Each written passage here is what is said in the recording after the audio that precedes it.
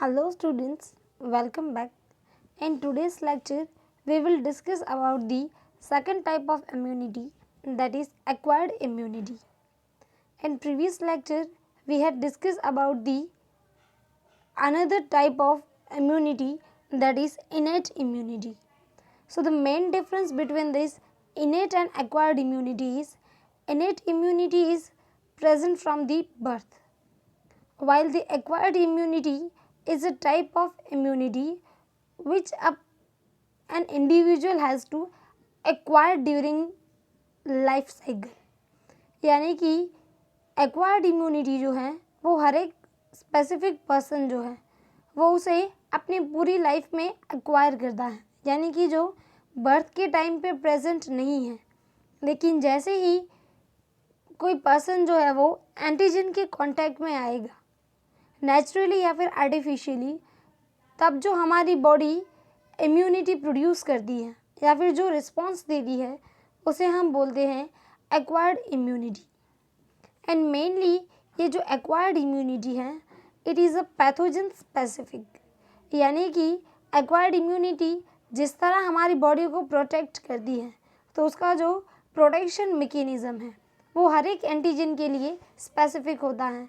और जो एक एंटीजन का जो मैकेनिज़्म है, यानी कि हमारी इम्यूनिटी उस एक एंटीजन के अगेंस्ट जिस तरह से हमें प्रोटेक्ट करती है, सेम उसी वे में वो दूसरे एंटीजन के अगेंस्ट हमारी बॉडी को प्रोटेक्ट नहीं करती।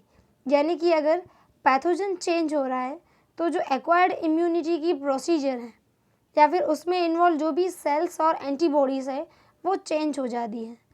सो that's why it is known as a pathogen specific. And the main characteristic of this acquired immunity is memory.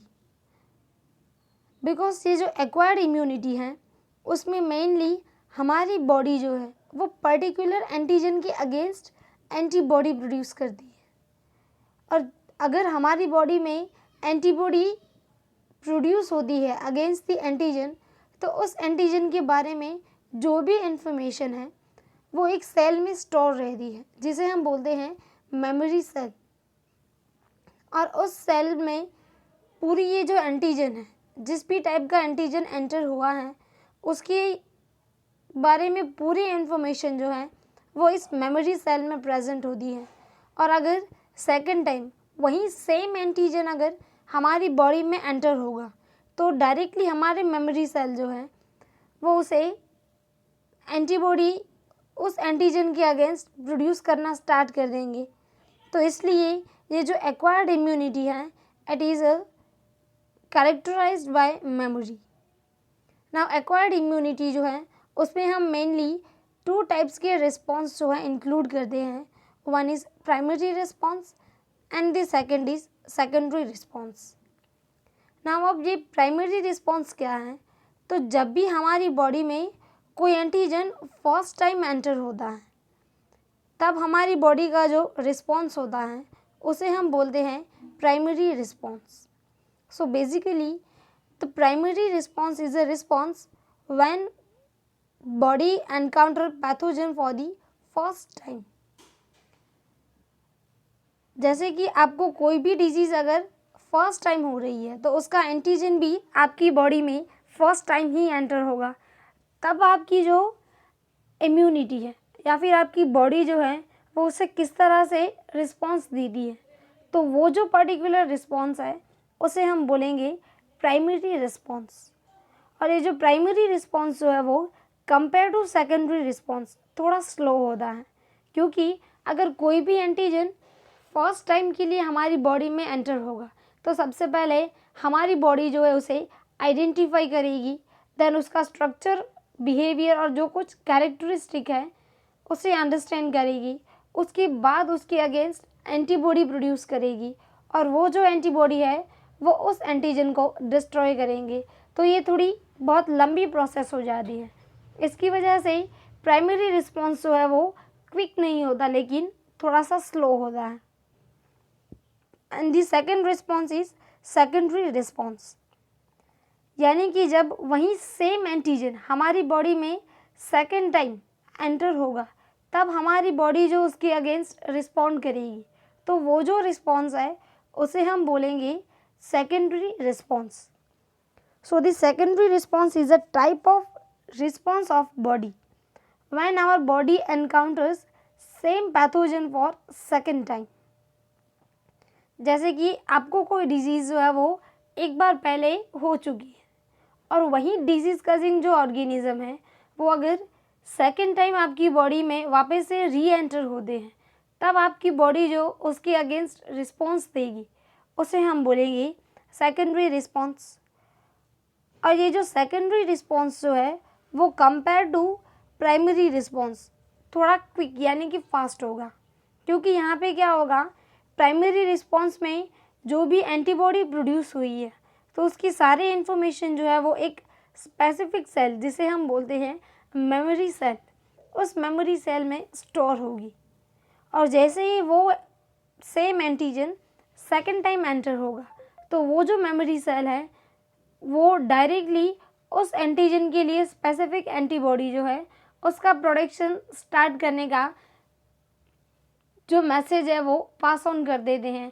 तो उसमें क्विक एंटीबॉडी प्रोड्यूस हो जाएगी और डायरेक्टली ये जो एंटीबॉडी है वो उस एंटीजन के साथ बाइंड होगी और उस एंटीजन को डिस्ट्रॉय कर देगी। तो इस मेमोरी कैरेक्टर की वजह से यहाँ पे ये जो सेकेंडरी रिस्पॉन्स है वो compare to primary response fast होगा। और क्योंकि प्राइमरी रिस्पॉन्स में एंटीजन नया है तो उसकी पूरी स्ट्रक्चर वगैरह समझने के लिए बॉडी को थोड़ा टाइम लगता है, तो उसके लिए वो रिस्पॉन्स जो है वो स्लो होता है। नाउ जो एक्वायर्ड इम्यूनिटी है उसमें मेनली हम 2 सेल इन्वॉल्व करते हैं। One is B lymphocyte and second is T lymphocyte. अब ये दोनों लिम्फोसाइट्स जो है वो हमने 11th में पढ़े थे। मेनली जो WBC है उसके एक टाइप है लिम्फोसाइट। तो ये लिम्फोसाइट जो है उनका जो प्रोडक्शन साइट है वो है हमारा बोन मैरो, यानी कि हर एक ब्लड सेल हमारा मेनली जो है वो बोन मैरो में ही प्रोड्यूस होता है। तो ये हमारे जो लिम्फोसाइट्स है वो लिम्फोसाइट भी बोन मैरो में ही प्रोड्यूस होते हैं। अब एक बार ये बोन मैरो में प्रोड्यूस हो जाए तो उसके बाद ये जो लिम्फोसाइट है उनकी मैच्योरेशन साइट कौन सी है, यानी कि उनका प्रोडक्शन जो है वो तो ऑलरेडी बोन मैरो में हो चुका है। अब ये सेल जो है वो मैच्योर कौन सी ग्लैंड में होगी, उसके अकॉर्डिंग हम लिम्फोसाइट को 2 कैटेगरी में डिवाइड करते हैं। सपोज कुछ ऐसे लिम्फोसाइट जो बोन मैरो में प्रोड्यूस हो रहे हैं और मैच्योर भी बोन मैरो में ही होंगे, तो उस सेल को हम बोलेंगे बी लिम्फोसाइट्स। और अगर ये लिम्फोसाइट बोन मैरो में से प्रोड्यूस होके मैच्योरेशन के लिए थाइमस ग्लैंड में मूव करते हैं, तो उस लिम्फोसाइट को हम बोलेंगे टी लिम्फोसाइट। तो इस तरह से ये जो लिम्फोसाइट्स हैं उन्हें हम 2 कैटेगरी में डिवाइड करेंगे, एक है बी लिम्फोसाइट और सेकंड है टी लिम्फोसाइट। तो अब ये बी लिम्फोसाइट जो है उसमें मेनली क्या होता है, ये बी सेल है और ये बी सेल यानी कि बी लिम्फोसाइट जैसे ही कोई एंटीजन एनकाउंटर करेंगे, यानी कि जैसे ही उनका कांटेक्ट कोई एंटीजन से होगा, तो ये बी सेल जो है वो 2 अनदर सेल में डिवाइड होगा। उसमें से एक सेल होगा एंटीबॉडी प्रोड्यूसिंग सेल और सेकंड होगा मेमोरी सेल। अब ये जो एंटीबॉडी प्रोड्यूसिंग सेल है वो प्रोड्यूस करेगा उस पर्टिकुलर एंटीजन के अगेंस्ट एंटीबॉडी। अब यहाँ पे एक बात याद रखनी होगी कि हर एक एंटीजन जो है उसके लिए एक स्पेसिफिक एंटीबॉडी होती है। कोई भी एंटीबॉडी जो है वो 2 अलग अलग एंटीजन को रिकॉग्नाइज या फिर डिस्ट्रॉय नहीं कर सकती, यानी कि लॉक एंड की तरह। जैसे एक लॉक की स्पेसिफिक एक की होती है, उसी तरह हर एक एंटीजन जो है उसके लिए एक स्पेसिफिक एंटीबॉडी होगी। तो ये बी सेल जिस भी एंटीजन को एनकाउंटर करेंगे उस एंटीजन के लिए स्पेसिफिक एंटीबॉडी जो है वो प्रोड्यूस होगी और उस एंटीजन के बारे में जो भी इंफॉर्मेशन है वो इस मेमोरी सेल में स्टोर होगी, जो एक्वायर्ड इम्यूनिटी का एक स्पेसिफिक कैरेक्टर है। तो ये हमने बात की बी लिम्फोसाइट्स की। तो अब टी लिम्फोसाइट्स जो है वो मेनली क्या करते हैं, ये बी सेल जब एंटीबॉडी प्रोड्यूस कर रहे होंगे तो उसे एंटीबॉडी प्रोड्यूस करने में हेल्प करते हैं।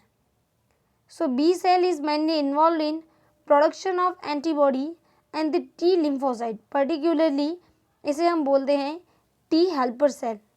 तो ये टी हेल्पर सेल जो है वो बी सेल को एंटीबॉडी प्रोडक्शन में हेल्प करते हैं। अब ये जो बी सेल्स के थ्रू जो एंटीबॉडी डेवलप होती है उसकी हम स्ट्रक्चर की बात करें तो सबसे पहले ये एंटीबॉडी जो है वो एक तरह का प्रोटीन है which is mainly known as army of proteins and response to pathogen, यानी कि पैथोजन के रिस्पॉन्स के ज़रिए जो हमारी बॉडी प्रोटीन का एक पूरी आर्मी तैयार करती है उसे हम बोलते हैं एंटीबॉडी। सो मेनली ये जो एंटीबॉडी है वो टी लिम्फोसाइट जो है उस एंटीबॉडी प्रोडक्शन में हेल्प करते हैं और बी लिम्फोसाइट जो है वो एंटीबॉडी प्रोड्यूस करते हैं। अब हर एक एंटीबॉडी जो है उसमें मेनली 4 पेप्टाइड चेन जो है वो इन्वॉल्व होती है, जैसे कि आप यहाँ पे देख रहे हो ये फर्स्ट, सेकंड, थर्ड और फोर्थ, यानी कि हर एक एंटीबॉडी जो है उसके स्ट्रक्चर में 4 पेप्टाइड चेन्स जो है वो इन्वॉल्व होती हैं। और इसमें से ये 2 जो चेन है, यानी कि ये जो लेंथ में शॉर्ट है, ये जो चेन है उसे हम बोलते हैं लाइट चेन। और ये जो डार्क ब्लू कलर में ये जो दूसरी 2 पेप्टाइड है वो है हेवी चेन। तो इस तरह से हर एक एंटीबॉडी जो है उसके स्ट्रक्चर में 2 हेवी चेन इन्वॉल्व होती है, यानी कि H2 और 2 लाइट चेन यानी कि L2। तो इस तरह से एंटीबॉडी जो है उसको हम H2L2 इस तरह भी रिप्रेजेंट कर सकते हैं। उसके अलावा मेनली एंटीबॉडी जो है उसे इस तरह से Y सिंबल से भी इंडिकेट किया जाता है। तो ये जो एंटीबॉडी है उसके स्ट्रक्चर में ये 4 पेप्टाइड चेन जिसमें 2 लाइट चेन है, 2 हेवी चेन है। तो ये जो पेप्टाइड चेन है वो मेनली एक दूसरे से डाइसल्फाइड बॉन्ड इसके थ्रू कनेक्ट होती है। तो आप यहाँ पे देख रहे हो हर एक पेप्टाइड चेन जो है वो दूसरी पेप्टाइड से इस तरह से डाइसल्फाइड बॉन्ड, इस डाइसल्फाइड बॉन्ड से कनेक्ट होती है। सो अगर आपको एमसीक्यू में पूछा जाए कि एंटीबॉडी में पेप्टाइड चेन जो है वो कौन से बॉन्ड से लिंक्ड होती है तो उसमें आएगा डाइसल्फाइड बॉन्ड। अब हम दूसरी बात करें तो यहाँ पे ये जो सबसे अपर पोर्शन है, यानी कि ये जो लाइट चेन और हेवी चेन के कॉम्बिनेशन से जो रीजन बन रहा है उसे हम बोलेंगे एंटीजन बाइंडिंग साइट, यानी कि ये एंटीबॉडी की ऐसी साइट है जहाँ पे एंटीजन आके बाइंड होता है या फिर एंटीबॉडी जो है वो उस एंटीजन के साथ इस रीजन से पर्टिकुलर बाइंडेड होती है। तो ये जो एंटीजन बाइंडिंग साइट है वो mainly antibody to antibody vary होती है, क्योंकि हमने आगे भी बोला कि हर एक एंटीजन जो है उसके लिए स्पेसिफिक एंटीबॉडी होती है, क्योंकि हर एक एंटीजन जो है उसका स्ट्रक्चर डिफरेंट होता है। तो वो एंटीजन के साथ ये एंटीबॉडी अच्छे से बाइंड हो सके उसके लिए ये जो एंटीजन बाइंडिंग साइट है वो एंटीजन स्पेसिफिक होनी चाहिए। तो उसके लिए एंटीबॉडी में ये जो रीजन है वो एंटीजन टू एंटीजन वेरी करेगा, तो इसे हम बोलेंगे वेरिएबल रीजन। और उसके अलावा एंटीबॉडी में ये पूरा स्ट्रक्चर जो है वो कांस्टेंट रीजन। तब कांस्टेंट का मतलब है जो हर एक एंटीबॉडी में स्ट्रक्चर सेम होता है उसे हम बोलेंगे कांस्टेंट रीजन।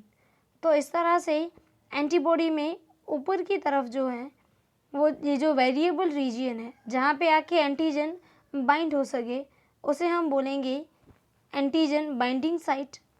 और उसके अलावा जो पूरा पार्ट सेम होता है हर एक एंटीबॉडी में उसे हम बोलेंगे कांस्टेंट रीजन। अब हमारी बॉडी में जो है वो मेनली 5 डिफरेंट टाइप के एंटीबॉडी जो है वो प्रेजेंट होते हैं। तो अब ये एंटीबॉडी जो है उसे हम एज ए इम्यूनोग्लोबुलिन इंडिकेट करते हैं। So immuno for I and globulin का जी। तो इस तरह से इसे इन शॉर्ट आईजी भी बोला जाता है।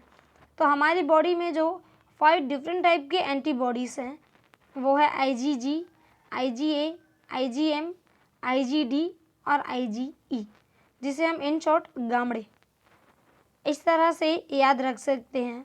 आईजीजी, आईजीए, आईजीएम, आईजीडी और आईजीई।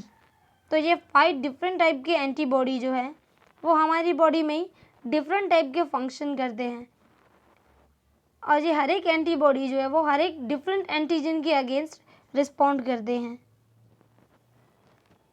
तो इस तरह से ये पूरी जो एक्वायर्ड इम्यूनिटी है उसमें कौन सा फैक्टर इन्वॉल्व है, उस बेसिस पे हम एक्वायर्ड इम्यूनिटी में जो रिस्पॉन्स है उसे 2 कैटेगरी में डिवाइड कर रहे हैं।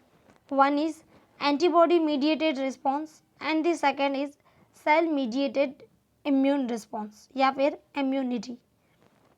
तो जिस भी रिस्पॉन्स में एंटीबॉडी जो है वो डायरेक्टली इन्वॉल्व होती है, जो कि ब्लड में प्रेजेंट होती है, तो उस रिस्पॉन्स को हम बोलते हैं एंटीबॉडी मीडिएटेड रिस्पॉन्स। या फिर क्योंकि एंटीबॉडी जो है वो ब्लड में प्रेजेंट होती है तो इसलिए हम इसको ह्यूमोरल और ह्यूमोरल इम्यून रिस्पॉन्स भी बोलते हैं। देन अगर पर्टिकुलर इम्यून रिस्पॉन्स में अगर सेल्स इन्वॉल्व है, यानी कि पर्टिकुलर टी लिम्फोसाइट्स इन्वॉल्व है या फिर बी लिम्फोसाइट्स इन्वॉल्व है, तो उसे हम बोलेंगे CMI, यानी कि सेल मीडिएटेड इम्यून रिस्पॉन्स। तो इस तरह से अगर एंटीबॉडी इन्वॉल्व है तो एंटीबॉडी मीडिएटेड रिस्पॉन्स, और सेल इन्वॉल्व है तो cell mediated immune response CMI। So इस तरह से हमारी बॉडी जो है उसमें हर एक ऑर्गन में एक डिफरेंट काइंड ऑफ एंटीजन और एंटीबॉडीज़ जो है वो प्रेजेंट होती है। सो अगर कोई भी किसी भी पर्सन को कोई भी टिश्यू और ऑर्गन जो है उसकी ग्राफ्टिंग या ट्रांसप्लांटेशन की प्रोसेस करनी होती है, वो चाहे कोई भी ऑर्गन हो, lungs, liver, bone, kidney, pancreas, heart, किसी भी ऑर्गन या फिर टिश्यू का अगर ट्रांसप्लांटेशन करना हो तो वो किसी भी अदर ऑर्गेनिज्म या फिर किसी भी एनिमल या फिर ह्यूमन में से भी डायरेक्टली वो कोई भी ऑर्गन ट्रांसफ़र नहीं कर सकता। सो किसी भी इंडिविजुअल को कोई भी टिश्यू या फिर ऑर्गन का ट्रांसप्लांटेशन करवाना हो तो उस ऑर्गन या फिर टिश्यू को हम मेनली ट्रांसप्लांट और ग्राफ्ट इंडिकेट करते हैं। तो उसके लिए मेनली डॉक्टर्स जो है वो पहले कुछ टेस्ट करते हैं, जैसे कि टिश्यू मैचिंग, यानी कि जो ट्रांसप्लांट ऑर्गन है वो और जो पर्टिकुलर पेशेंट की बॉडी जो है उसकी टिश्यू मैच करती है या फिर नहीं, देन उसका ब्लड ग्रुप। तो ये कुछ ऐसी टेस्ट है जो ऑर्गन ट्रांसप्लांटेशन के लिए बहुत ही ज़्यादा नेसेसरी है, क्योंकि अगर कोई भी ऑर्गन जो है वो आप किसी भी ह्यूमन बीइंग में ट्रांसफ़र करते हो तो उसकी जो पूरी इम्यून सिस्टम है वो उसके अगेंस्ट रिस्पॉन्ड करती है, यानी कि वो जो ऑर्गन है उसे पर्टिकुलर पेशेंट की बॉडी जो है वो एक्सेप्ट नहीं कर पाएगी, इन केस अगर टिश्यू और ब्लड ग्रुप जो है वो उस पेशेंट के साथ मैच नहीं कर रहे हैं। सो इन केस अगर ये सारे ऑर्गन जो ट्रांसप्लांट या फिर कोई भी ऑर्गन जो ट्रांसप्लांट करना है वो ट्रांसप्लांट हो भी जाए और उसकी बॉडी एक्सेप्ट भी कर ले, तो उस पर्टिकुलर इंडिविजुअल को उसकी पूरी लाइफ जो है वो इम्यूनो सप्रेसेंट्स केमिकल्स जो होते हैं वो उसे लेने पड़ते हैं, क्योंकि ये इम्यूनो सप्रेसेंट जो है वो मेनली क्या करते हैं, हमारी जो पूरी इम्यून सिस्टम है उसे मेनली इनएक्टिवेट या फिर लो एक्टिवेट कर देते हैं, जिसकी वजह से हमारी इम्यून सिस्टम जो है वो उस पर्टिकुलर ट्रांसप्लांट यानी कि उस ऑर्गन या फिर टिश्यू के अगेंस्ट कोई भी रिस्पॉन्ड नहीं करती। सो अगर कोई भी ट्रांसप्लांटेशन की सर्जरी हो जाए उसके बाद उनको इम्यूनो सप्रेसेंट्स लेना जो है वो कंपलसरी होता है, जिसकी वजह से उनकी बॉडी में कोई भी, वो चाहे ह्यूमरल इम्यून रिस्पॉन्स हो या फिर सेल मीडिएटेड इम्यून रिस्पॉन्स हो, वो कैरी ऑन ना हो जाए और उनकी बॉडी जो है वो सेल्फ और नॉन सेल्फ में डिफ्रेंशिएट ना कर पाए। तो इसी तरह से अगर किसी भी दो इंडिविजुअल में एंटीजन एंटीबॉडी भी अगर क्रॉस हो रहे हैं तो उसकी वजह से भी वो पर्टिकुलर ऑर्गन जो ट्रांसप्लांट किया गया है वो भी रिजेक्ट हो सकता है। तो वो ऑर्गन रिजेक्ट ना हो उसके लिए पहले ऐसे कुछ टेस्टिस करने कंपलसरी है, और उसके बाद ट्रांसप्लांट हो जाए उसके बाद भी ये जो इम्यूनो सप्रेसेंट्स है वो लेना कंपलसरी होता है।